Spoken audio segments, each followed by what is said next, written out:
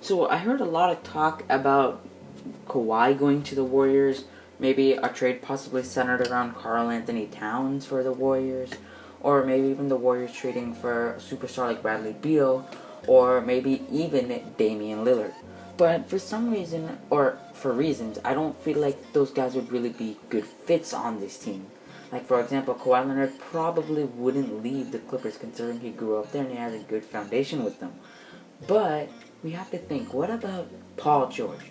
Paul George seems like a guy reasonable enough to go to the Warriors.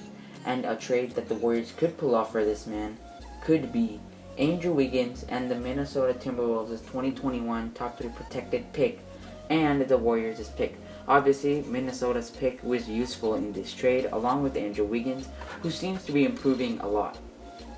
Obviously, that pick from Minnesota is a top 7 pick, and considering that the Warriors are getting Paul George for this trade, seems like a pretty good deal. Obviously, the Clippers are getting these picks, and since they blew all their picks on Paul George to get Kawhi Leonard, now they have a decent pick and maybe can build for the future considering how stacked the next draft is supposed to be.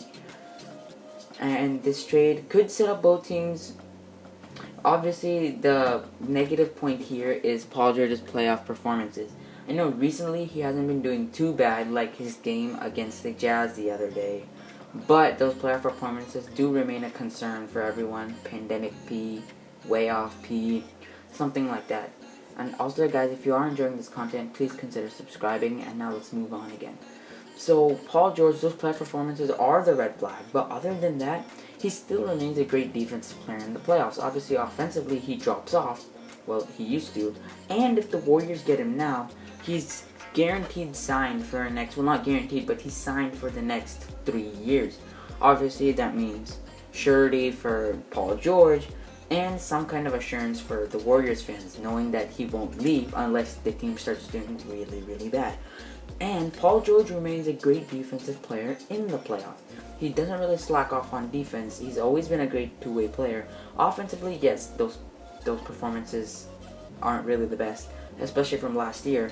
But defensively, he remains a great player, and he can make a nice defensive trio with Clay and Draymond. Steph Curry can do most of the offensive scoring along with Clay, and that would make another offensive duo. And if Paul George can at least average a few decent amount of points, I still think that this team could be a tier 1 team.